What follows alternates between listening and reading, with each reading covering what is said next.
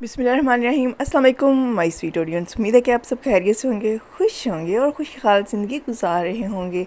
मैं हूँ शाज़िया अवैस और आज आपके साथ शेयर करूँगी कचुम्बर मिक्स अचार की रेसिपी कि इतना झटपट तैयार होगा और इतना झटपट तैयार होगा उतना ही मज़ेदार होगा। जैसे ही गर्मियों का मौसम स्टार्ट होता है और मंडी में आम आना शुरू हो जाते हैं तो पंजाब में ये रवायत है कि घरों में अचार डाला जाता है और ये अचार इतना मज़ेदार होता है कि जिस तरह चटनियाँ खानों को एक्स्ट्रा टेस्ट देती हैं, बिल्कुल इसी तरह जो अचार है वो खाने के टेस्ट को बढ़ा देता है। आप मार्केट के इतने महंगे अचार ख़रीदते हैं, उससे बेहतर ये है कि आप अपने घर में अपनी पसंद का अचार ख़ुद बना सकते हैं। ये इतनी आसान रेसिपी है, आपने फुल वीडियो को देखना है ताकि आप भी परफेक्ट अचार बना सकें। कचुम्बर अचार को बनाने के लिए मैंने 4 अदद आम लिए हैं जो बिल्कुल कच्चे हैं। आम जो अचार में डाले जाते हैं वो कच्चा ही आम इस्तेमाल किया जाता है। जो पीले रंग का हो जाता है उसका आम का टेस्ट अच्छा नहीं आता। और कुछ अदद सब्ज़ मिर्चें हैं और 3 अदद मैंने लेमन लिए थे। सबसे पहले आपने इन तमाम चीज़ों को वॉश करना है और वॉश करने के बाद इनको टॉवल ड्राई कर देना है। और उसके बाद आपने क्या करना है, आम का ऊपर से हेड रिमूव कर देना है और रिमूव करने के बाद आपने इस तरह कटिंग कर लेनी है। ये देखिए, ये आम बिल्कुल कच्चा है, ये अंदर से वाइट है। जो आम पका होता है वो अंदर से पीला पीला होता है और उसका टेस्ट आम में डाल तो लेते हैं लेकिन वो इतना मज़े का नहीं होता जितना कच्चे आम का टेस्ट अचार में मज़े का आता है। अब इसके अंदर की गुठली मैं निकाल लूँगी क्योंकि हमने इसको गुठली के साथ नहीं डालना, हमने कचुम्बर अचार डालना है। तो अब मैं क्या करूँगी, इसके इस तरह स्लाइसिस बनाऊँगी। आपने फुल कटिंग नहीं करनी आम की। और उसके बाद फिर इस तरह मैं इसके बारीक बारीक पीसीस काटती जाऊंगी। इसी तरह मैं सारे आम जो हैं वो बारीक बारीक कटिंग कर लूँगी। कचुम्बर अचार में जो सब्ज़ियां काटी जाती हैं उनमें तकरीबन इस चीज़ का लाजमी ख्याल रखा जाता है कि जो कटिंग हो रही है वो सेम साइज़ की हो और इनकी कटिंग बहुत अच्छी नीट होनी चाहिए। इसके अलावा जो कचुम्बर अचार डाला जाता है उसका ये फ़ायदा होता है कि जब आपको अचार किसी चीज़ के साथ खाना होता है तो जितना आपको रिक्वायर्ड होता है आप उतना आसानी से निकाल सकते हैं। लेकिन कुछ अचार इस तरह होते हैं जो हम फुल लंबे पीसीस में डालते हैं, उसमें ये होता है कि अगर आपने हाफ़ पीस मैंगो का लेना है तो वो आपका बाकी हाफ़ पीस जो है वेस्ट जाएगा। लेकिन कचुम्बर अचार में ऐसा कुछ भी नहीं होता, जितना आपको चाहिए होता है आप उतना निकालते हो, इस्तेमाल करते हो, खाते हो और मज़े लेते हो। अब मैंने इसी तरह लेमन के पीसीस काट लिए हैं। देखिए कितने मज़े के सेम साइज़ के मैंने काटे हैं। और इसी तरह सब्ज़ मिर्च के मैं 3 पीसीस काट लूँगी क्योंकि हम कचुम्बर अचार डाल रहे हैं तो इसलिए मैं सब्ज़ मिर्च के 3 पीसीस कर रही हूँ। अगर आप चाहें तो लंबी भी डाल सकते हैं, फिर उसमें आप सेंटर में कट लगा लीजिएगा। तो ये सारी मिर्चों के भी हम अच्छी सी खूबसूरत सी कटिंग कर लेंगे। और कटिंग करने के बाद फिर हम क्या करेंगे, इसको जो लेमन है और जो सब्ज़ मिर्चें हैं इनको हम एक सेपरेट प्लेट में निकाल लेंगे। और सेपरेट प्लेट में निकालने के बाद मैं इसमें तकरीबन आधी चम्मच के करीब नमक लगा के छोड़ दूँगी। सब्ज़ मिर्च और लेमन को नमक इसलिए लगा रहे हैं ताकि ये पानी छोड़ दे। अगर आप इसको डायरेक्ट अचार में डाल देते हैं तो क्या होता है, लेमन और सब्ज़ मिर्च होती है जब इसको मसाले लगते हैं तो ये पानी छोड़ देती है, जिसकी वजह से अचार ख़राब होने का अंदेशा होता है। क्योंकि अचार में सरसों का तेल डाला जाता है और सरसों के तेल में अगर कोई पानी का छींटा पड़ जाए तो वो क्या होता है, तेल ख़राब हो जाता है। और तेल ख़राब हो गया तो समझो आपका सारा अचार ख़राब हो गया।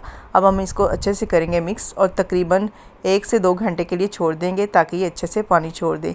और इसी तरह जो अम्बियाँ हमने काटी हैं उसे किसी प्लेट पे या किसी कपड़े पे अच्छे से फैला देंगे। फैलाने से ये होता है कि ये जो आम के अंदर हल्की सी नमी होती है वो खुश्क हो जाती है। और वही सेम तरीका कि अगर आम में भी नमी रह गई तो हमारा अचार ख़राब हो सकता है, इसलिए हम आम को खुश्क कर लेते हैं। जब आम ज़्यादा क्वांटिटी में डाला जाता है तो इसको काट के धूप में फैला दिया जाता है या किसी कपड़े पे फैला के पंखे के नीचे रख देते हैं ताकि ये जल्दी से खुश्क हो जाए। तो हम तो थोड़ी क्वांटिटी में डाल रहे हैं इसलिए मैं इसको ऐसे ही फैला दूँगी, इंशाल्लाह ये जल्द ही खुश्क हो जाएगा 2-3 घंटे में। अब इसमें जो मसाले जाएंगे उसमें मैं डाल रही हूँ 1 चम्मच भर के सौंफ, 1 चम्मच ही ज़ीरा, कुछ जवे लहसुन के जिसे आप सेंटर से इस तरह काट के डाल लें या इसको क्रश कर लें।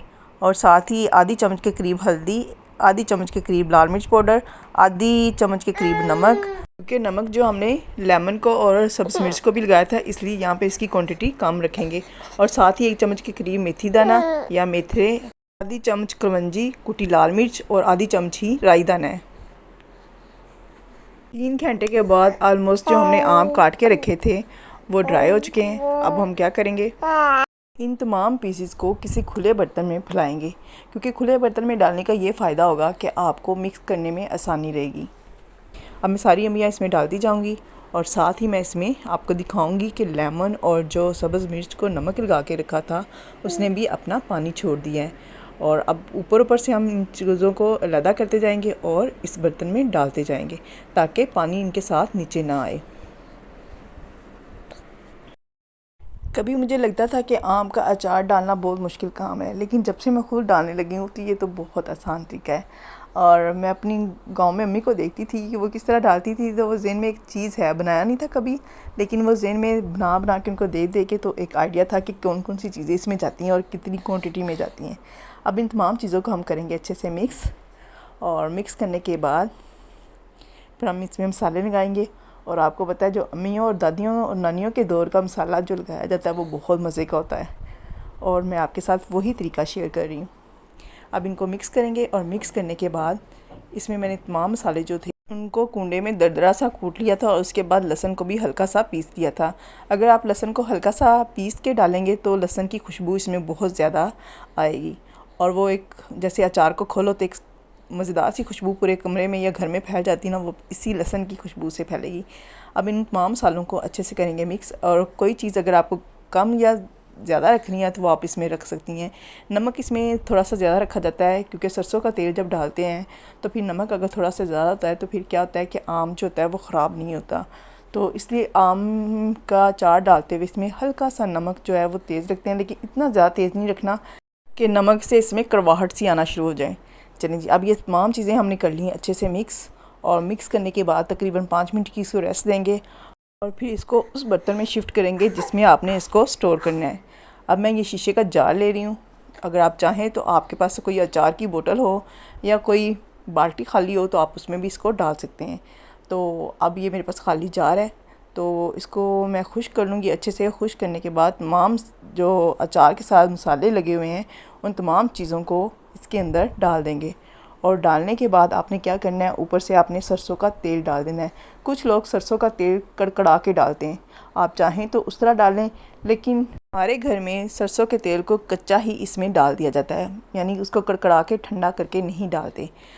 अब ये सारा जो मिक्सचर और सब्ज़ियाँ चली गई हैं जार के अंदर, और फिर इसके अंदर सरसों का तेल डाल देंगे और तकरीबन 3 से 4 दिन तक इसको ऐसे ही छोड़ देंगे। लेकिन उस दौरान आपने इसको देखते रहना है, तेल की सतह जो है वो अचार से ऊपर हो।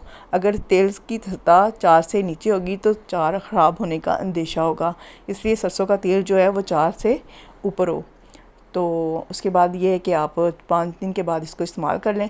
अगर आप चाहते हैं कि आप उसी दिन बना के इस्तेमाल करना चाहती हैं तो फिर आपको तमाम सब्ज़ियां जो अचार के अंदर डाल रही हैं इनको हल्का सा फ्राई पैन में रोस्ट कर लीजिएगा। उससे क्या होगा कि इनका पानी खुश्क हो जाएगा और अचार जो है वो रोस्ट करने पे ही गल जाएगा। आपको सरसों के तेल के अंदर उसको 3 से 4 दिन तक रखने की ज़रूरत नहीं पड़ेगी, लेकिन मैं रवायती तरीके से 3 से 4 दिन के बाद इसको इस्तेमाल करूँगी। कहते हैं ना सब्र का फल मीठा होता है, तो इसलिए मैं सब्र के साथ मीठे फल को खाना चाहती हूँ। अब ये अचार के अंदर मैंने सरसों का तेल डाल दिया है। तमाम सब्ज़ियों को हम नीचे दबाएंगे ताकि तेल थोड़ा सा ऊपर आ जाए। कुछ दिनों के बाद ये खुद ही तेल जो है वो ऊपर आना शुरू हो जाएगा और सब्ज़ियाँ नरम होकर नीचे बैठना शुरू हो जाएंगी। और इस उम्मीद के साथ कि आपको मेरी आज की अचार की रेसिपी पसंद आई होगी, लाजमी ट्राई करिएगा, फ़ीडबैक भी दीजिएगा और अपने फ्रेंड्स एंड फैमिली में इसको शेयर भी करिएगा, और वीडियो को लाजमी लाइक भी कर दीजिएगा, क्योंकि ये आपकी सपोर्ट होती है और हमारी मेहनत का फल होता है। और अगर आप वीडियो देखते देखते वीडियो के लास्ट तक पहुँच गए हैं तो फिर अगर आप मेरे चैनल पे नए हैं तो मेरे चैनल को सब्सक्राइब करके बेल आइकन को लाजमी क्लिक कर दीजिएगा, ताकि आपको मेरी वीडियो के नोटिफिकेशन मिलते रहें और आप इस तरह नई नई मज़े की चीज़ें मुझसे सीखते रहें। और अगली रेसिपी तक, अगली वीडियो तक इस दुआ के साथ कि खुश रहें और खुशियाँ बांटते रहें।